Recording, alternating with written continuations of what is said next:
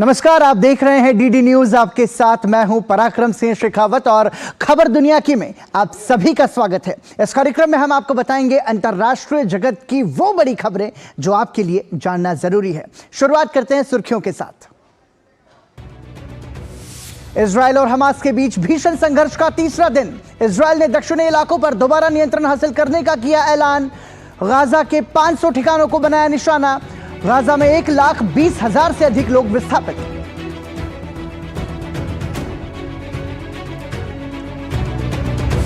Germany ने Israel के समर्थन में फिलिस्तीन को मिलने वाली सहायता रोकी। अरब लीग प्रमुख और रूस ने तत्काल युद्ध विराम का किया आह्वान।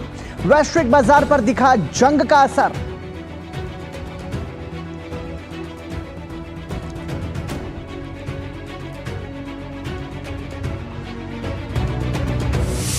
भारत के दौरे पर आई तंजानिया की राष्ट्रपति सामिया सुलुहु हसन की प्रधानमंत्री मोदी के साथ द्विपक्षीय वार्ता। दोनों देशों के बीच हुए 6 समझौते। आपसी संबंधों को रणनीतिक साझेदारी के स्तर तक बढ़ाने की भी घोषणा।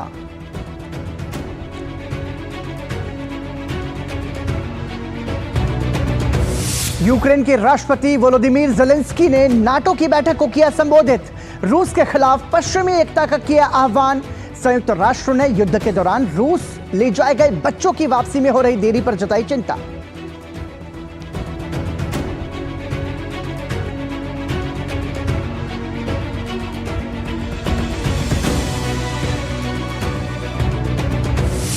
क्लॉडिया गोल्डन को मिला अर्थशास्त्र का नोबेल पुरस्कार। समाज में महिलाओं के योगदान को बेहतर तरह से समझाने के लिए दिया गया सम्मान। महिलाओं पर पिछले 200 साल के आंकड़ों का अध्ययन कर तैयार की थी रिपोर्ट।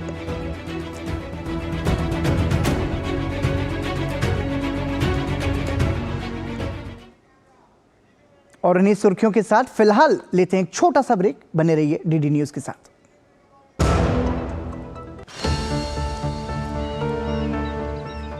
जो बनकर मेरा हमसफर आएगा, सिर्फ उसी को फर्क नजर आएगा।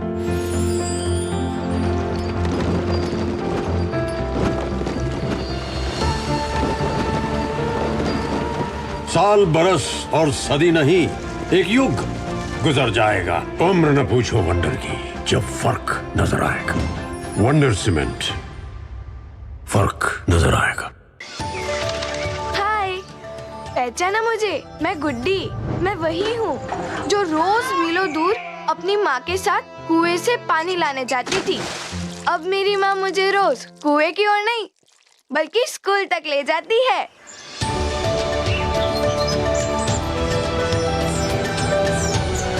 अरे किधर को चली सवारी? कुएं की तरफ तो नहीं? अरे नहीं नहीं सरपंच दीदी, मोदी जी के प्रयास से कुएं पर जाना हुआ बीता हुआ कल। अब तो है हमारे यहाँ नल से शुद्ध जल। बिल्कुल सही। प्रधानमंत्री नरेंद्र मोदी जी हमारी परेशानी समझकर इतना बड़ा काम तेजी से पूरा करवा रहे हैं। तभी तो हर घर में नल से शुद्ध जल आने से गांव की सभी बहनों और बेटियों को रोज पानी सर पर ढोकर लाने की परेशानी से मुक्ति मिली है। हाँ। और साथ ही बीमारियाँ भी बहुत कम हुई है। वाह दीदी।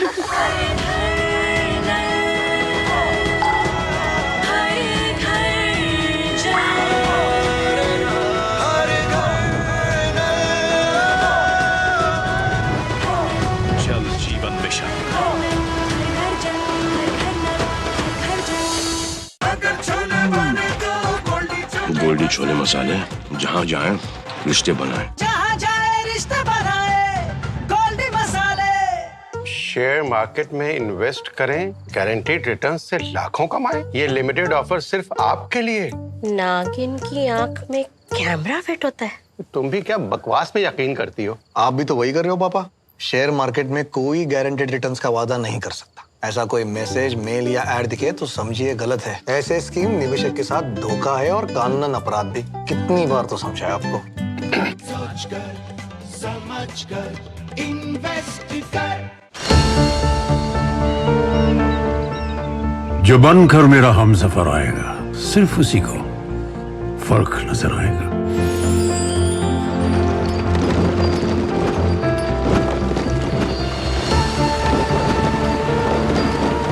साल बरस और सदी नहीं, एक युग गुजर जाएगा। उम्र न पूछो वंडर की, जब फर्क नजर आएगा। वंडर सीमेंट, फर्क नजर आएगा।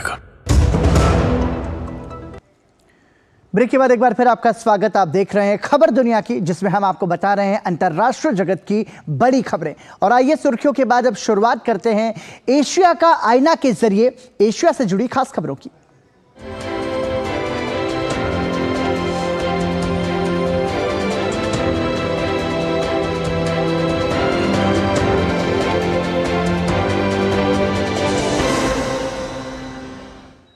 इजराइल और हमास के बीच संघर्ष गहराता जा रहा है। हर गुजरते दिन के साथ मरने वालों का आंकड़ा लगातार बढ़ता जा रहा है, तो घायलों से लेकर बंधकों की संख्या भी लगातार तेजी से बढ़ रही है। दोनों पक्ष एक दूसरे पर हमलों को और ज्यादा तेज कर रहे हैं, तो सामने आ रहे हैं कई वीडियो जो दुनिया को स्तब्ध कर रहे हैं। महिलाओं, बच्चों और बुजुर्गों की भी हालत खराब है, तो यूएन जैसी संस्था भी किसी प्रकार की राहत देने के लिए जमीन पर प्रयास नहीं कर पा रही है। एक तरफ इजराइल चोट पहुंचाने वाले आतंकियों को नेस्त नाबूद करने के इरादे से गजा पट्टी में उनके ठिकानों की ईंट से ईंट बजाने के लिए लगातार हमले कर रहा है, तो वहीं अपने इलाके में भी इजरायली सुरक्षा बलों का हमास आतंकियों के साथ भीषण संघर्ष हुआ। इजरायली सेना ने गजा पट्टी के करीब दक्षिणी इलाकों पर दोबारा नियंत्रण हासिल करने का दावा किया है। शनिवार को हमास के आतंकियों ने इजराइल पर चौतरफा हमला बोल दिया था। उधर इजरायली सेना ने गजा पट्टी में करीब 500 ठिकानों को निशाना बनाया है। इनमें कई परिचालन मुख्यालयों के साथ साथ विभिन्न इमारतों पर हमले शामिल हैं, जहां आतंकवादी संगठन हमास के नेता रहते थे। इजराइल ने गजा पट्टी की पूरी घेराबंदी के आदेश दिए हैं। इलाके में बिजली, भोजन और ईंधन की आपूर्ति भी संभव नहीं हो पाएगी। गजा के हवाई क्षेत्र और तटीय इलाकों पर इजराइल का नियंत्रण है। इजराइल ही ये तय करता है कि वहां कौन सी चीज जाएगी, कौन सी चीज आएगी। हम इसमें भाग लेने वाले हर व्यक्ति पर हमला कर रहे हैं, उसका पीछा कर रहे हैं और उसे मिटाने की कोशिश कर रहे हैं। और इसी तरह हम जारी रखेंगे। मैं जानता हूं कि बीता दिन कठिन रहा, उन्हें इसकी भारी कीमत चुकानी पड़ेगी। इधर संयुक्त राष्ट्र ने बताया है कि डर और घरों के टूटने के बाद अपनी सुरक्षा की चिंता के कारण गजा में 1,23,000 से अधिक लोग बेघर हो गए हैं। Office for coordination of humanitarian affairs ने बताया कि 73,000 लोगों ने स्कूलों में शरण ली हुई है। संयुक्त राष्ट्र की एजेंसी ने इन आंकड़ों के बढ़ने की आशंका जताई है। बिजली न होने के कारण अस्पतालों का बुरा हाल है। हमें मदद की जरूरत है, हमें बचा लीजिए। यहाँ की हालत बेहद खराब है, सब कुछ तबाह हो गया है। उधर शनिवार को दक्षिणी इजराइल का म्यूजिक फेस्टिवल हमास के हमले का निशाना बना। इस फेस्टिवल में शामिल होने आए 260 लोगों की मौत की पुष्टि अभी तक हो चुकी है। हालांकि आयोजन वाली जगह से शव को तलाश रहे वॉलंटियर्स को आतंकियों की ओर से लगातार गोलीबारी की वजह से तलाशी अभियान को रोकना पड़ा है। हमास के हमले के जो वीडियो सामने आए हैं, उनमें एक वीडियो है जिसमें एक रेगिस्तान के मैदान में लोग भाग रहे हैं। इस हादसे के एक चश्मदीद ने बताया कि कुछ गलत होने का पहला संकेत तब मिला जब सुबह के समय रॉकेट की चेतावनी देते हुए एक सायरन बजा। जब तक कुछ समझ पाते, उन लोगों ने बिजली काट दी और अचानक कहीं से वे गोलियों के साथ अंदर आ गए। चारों तरफ से गोलियां चलने लगी। इजराइल से सुरक्षित निकलने वालों ने अपने अनुभव को साझा करते हुए इसे कभी ना भुला पाने वाली घटना बताया। My first time that we have this situation with occupation people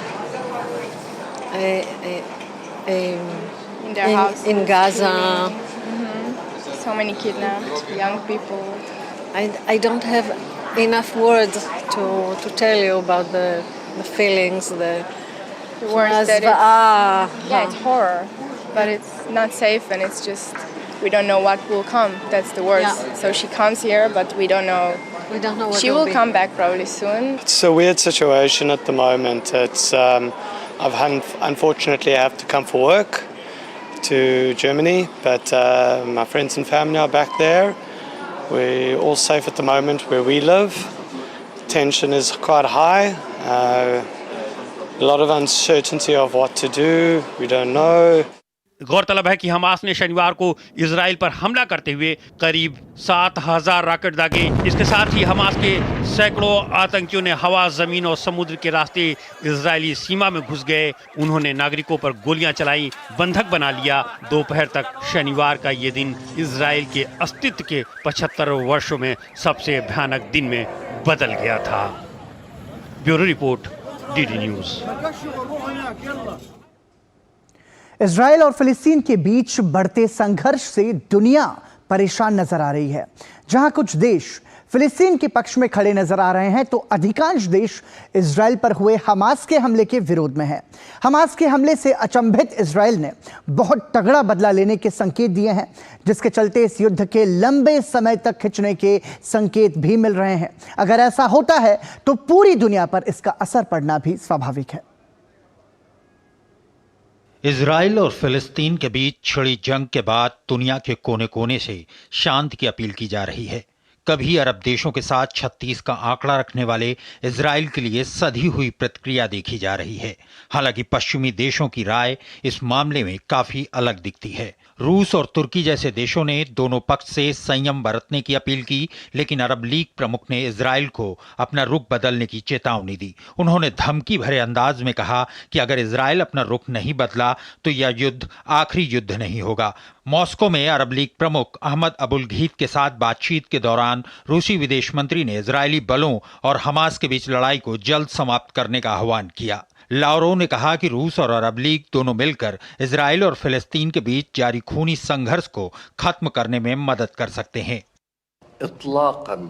हम हिंसा को पूरी तरह से खारिज करते हैं, लेकिन दोनों तरफ से। लेकिन जब तक फिलिस्तीनी समस्या अनसुलझी रहेगी, तब तक ऐसी घटनाएं जारी रहेंगी।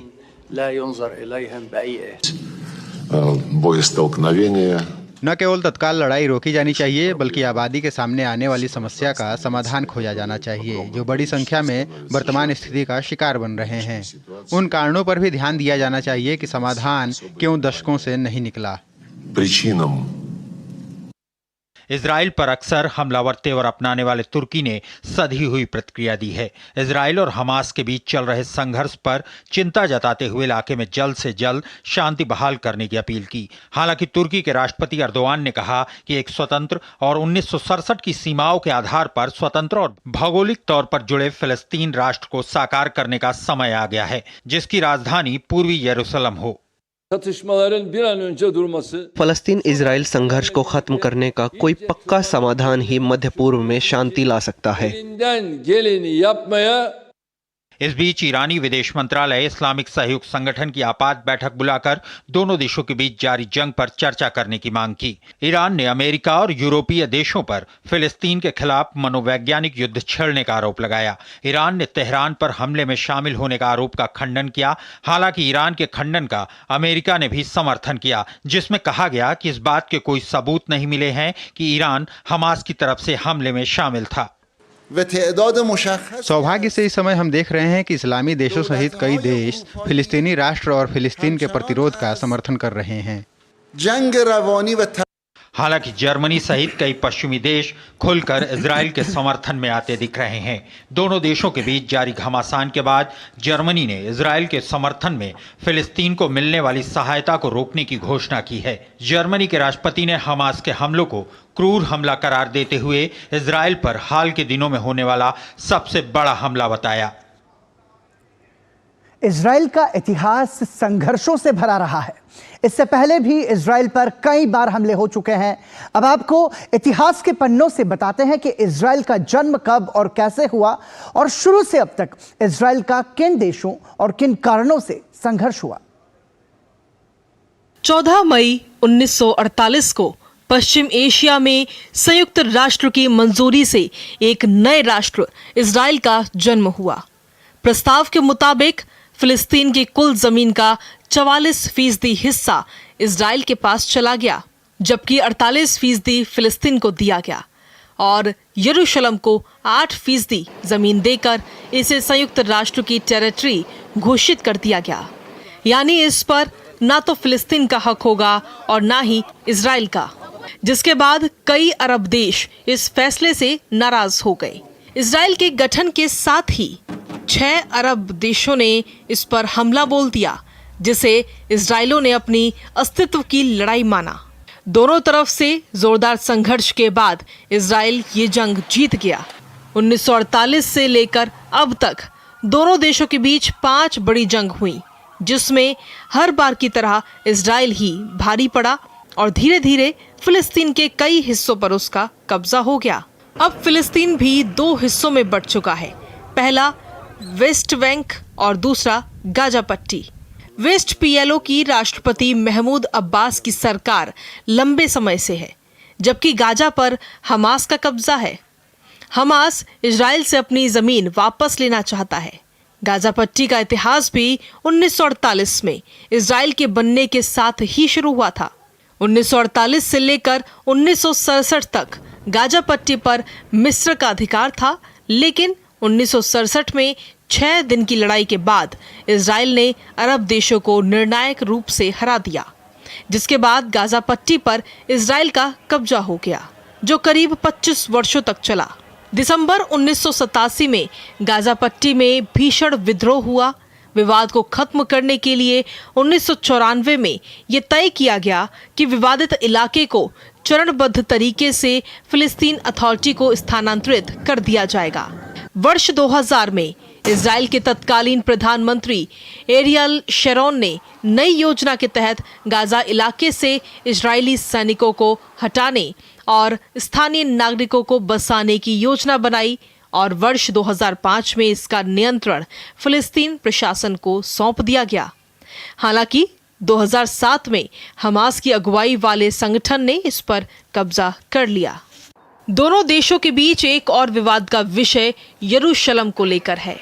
दरअसल ये शहर ईसाई, मुस्लिम और यहूदियों की आस्था का केंद्र माना जाता है। ईसाई मानते हैं कि यरूशलेम ही बैथलेहम है, जहां ईसा मसीह का जन्म हुआ, जबकि यहूदी अपने धर्म की शुरुआत यहीं से मानते हैं और मुस्लिमों की तीसरी सबसे पवित्र मस्जिद अल अक्सा भी यहीं मौजूद है। फिलिस्तीनियों की मांग है कि 6 दिन तक चले अरब इजराइल युद्ध यानी 4 जून 1967 से पहले की स्थिति के मुताबिक उसकी सीमाओं का निर्धारण किया जाए, जिसे इजराइल मानने से इनकार करता है। फिलिस्तीन के मुताबिक यहूदी बस्तियां इजराइल के कब्जे वाली जमीन पर बसाई हैं, जो अंतर्राष्ट्रीय कानून के तहत अवैध हैं। वेस्ट बैंक और पूर्वी यरूशलेम में इन बस्तियों में 5 लाख से ज्यादा यहूदी रहते हैं।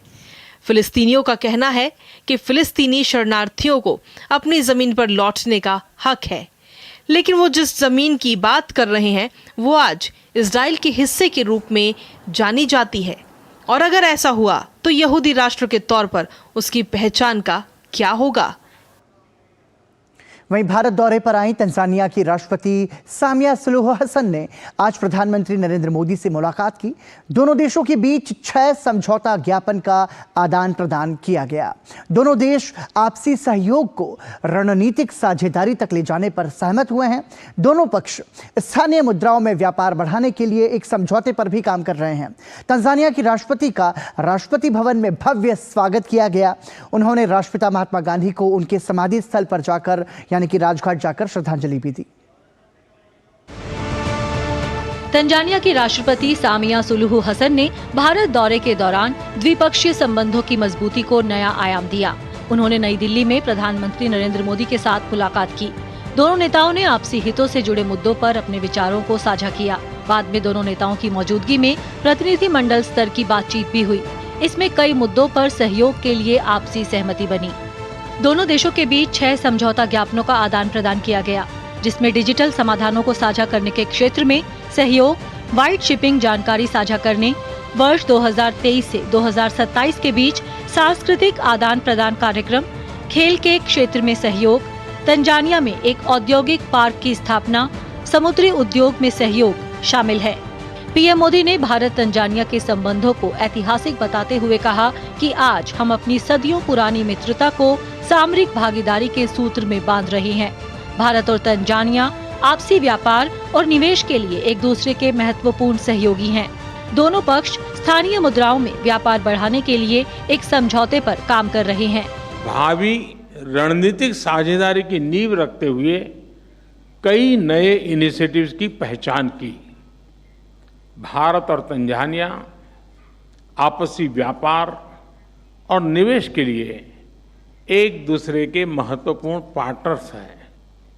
दोनों पक्ष लोकल करेंसीज में व्यापार बढ़ाने के लिए एक एग्रीमेंट पर काम कर रहे हैं।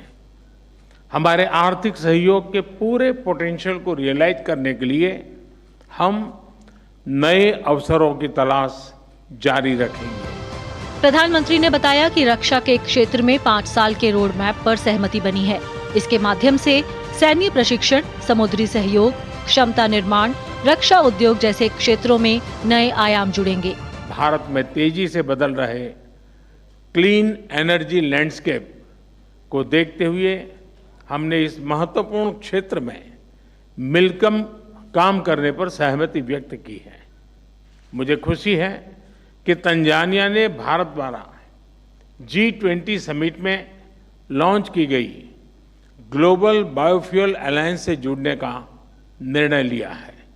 साथ ही तंजानिया द्वारा लिए गए इंटरनेशनल बिग कैट अलायंस से जुड़ने का निर्णय से हम बिग कैट्स के संरक्षण के लिए वैश्विक प्रयासों को सशक्त कर सकेंगे। पीएम ने कहा कि भारत और तंजानिया इस बात पर एक मत हैं कि आतंकवाद मानवता के लिए सबसे गंभीर सुरक्षा खतरा है। हिंद महासागर से जुड़े हुए देशों के रूप में हमने maritime security, piracy, drug trafficking जैसी चुनौतियों का सामना करने के लिए आपसी समन्वय बढ़ाने पर बल दिया। इंडो पैसिफिक में सभी प्रयासों में हम तंजानिया को एक बहुमूल्य पार्टनर के रूप में देखते हैं।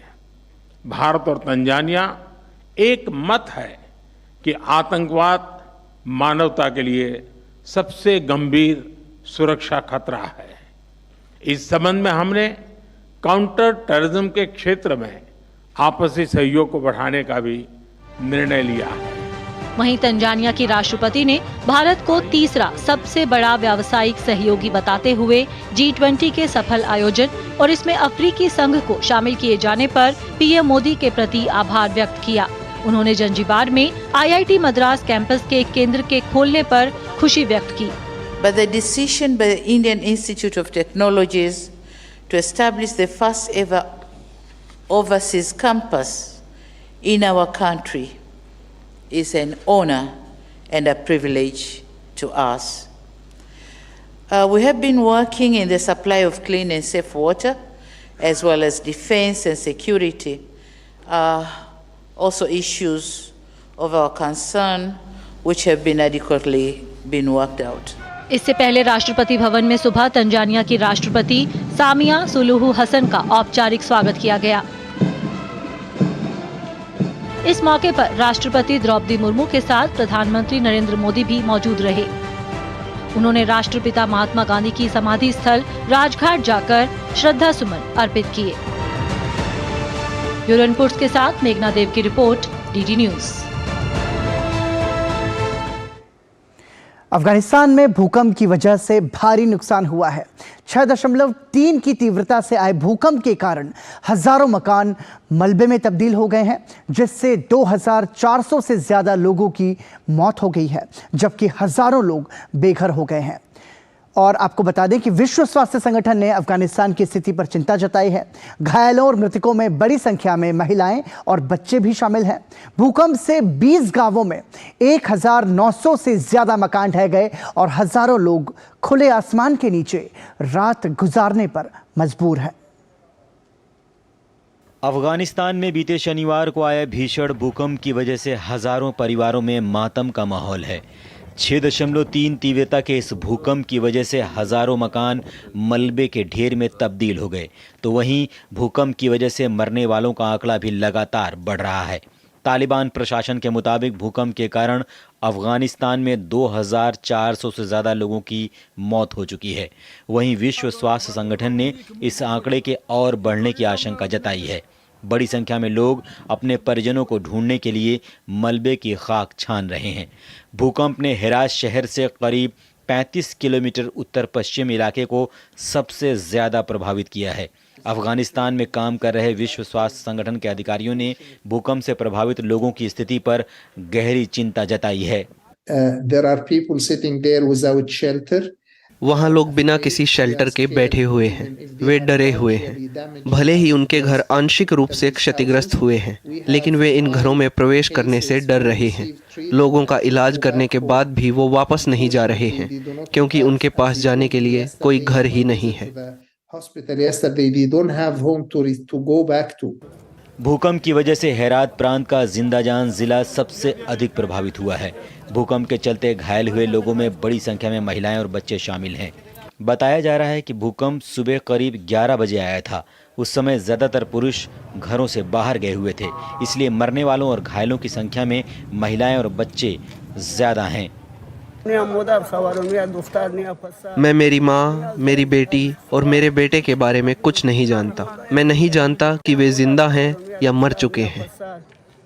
इस भीषण भूकंप की वजह से उस इलाके के करीब 20 गांवों में 1900 से ज़्यादा मकान ढह गए, जिसकी वजह से सीधे तौर पर 10,000 से ज़्यादा लोग प्रभावित हुए हैं। बड़ी संख्या में लोग खाने और दवाओं की किल्लत के साथ खुले आसमान के नीचे रात गुजारने को मजबूर हैं। रात को तापमान में कमी आने की वजह से होने वाली सर्दी के चलते हज़ारों लोगों को शेल्टर की ज़रूरत है। और बुलेटिन में फिलहाल लेते हैं एक छोटा सा ब्रेक। देखते रहिए डीडी न्यूज़।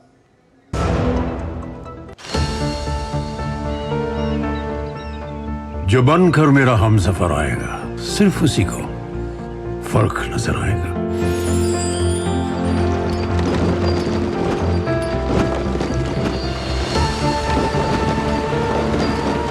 साल बरस और सदी नहीं, एक युग गुजर जाएगा। उम्र न पूछो वंडर की, जब फर्क नजर आएगा। वंडर सीमेंट, फर्क नजर आएगा। ब्रेक के बाद एक बार फिर आपका स्वागत। आप देख रहे हैं खबर दुनिया की, और आइए अब यूरोप इन दिनों के जरिए नजर डालते हैं यूरोपीय देशों से जुड़ी खबरों पर।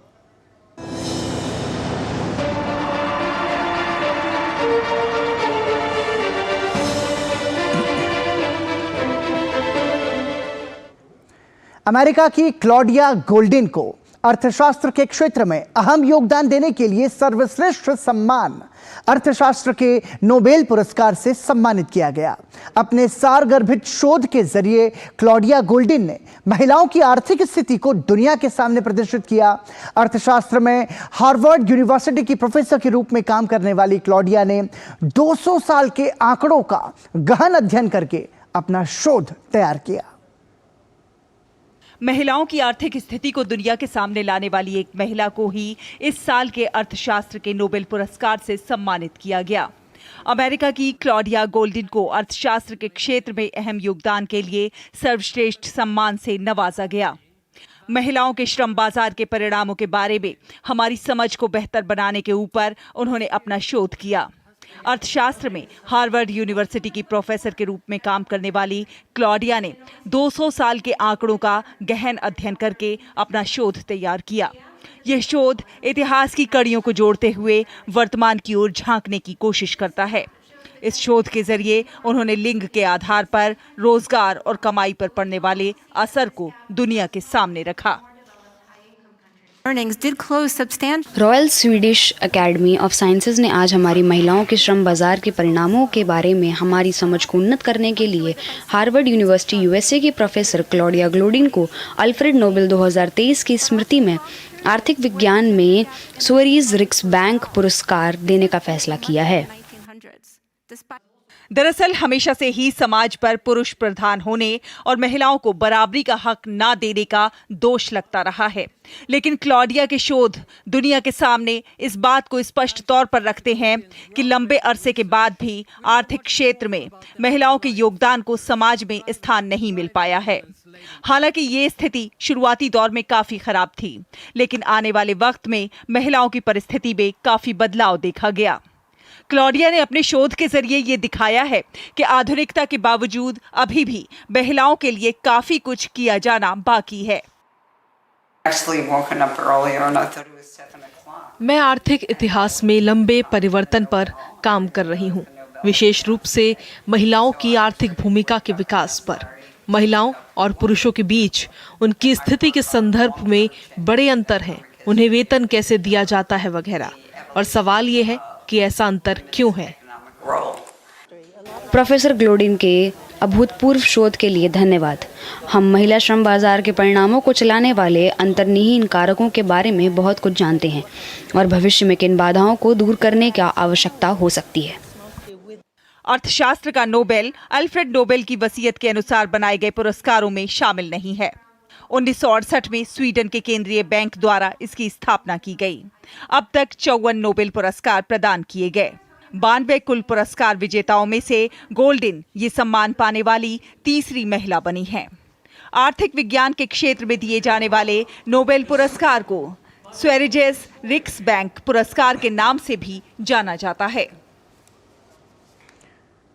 महिलाओं के गौरव को बढ़ाने वाली इस खबर के साथ ही खबर दुनिया की में इतना ही। इसकी ठीक बाद मेरे साथ जरूर देखिए तेज रफ्तार से जुड़ी खबरों का कारवा एक्सप्रेस 100। नमस्कार।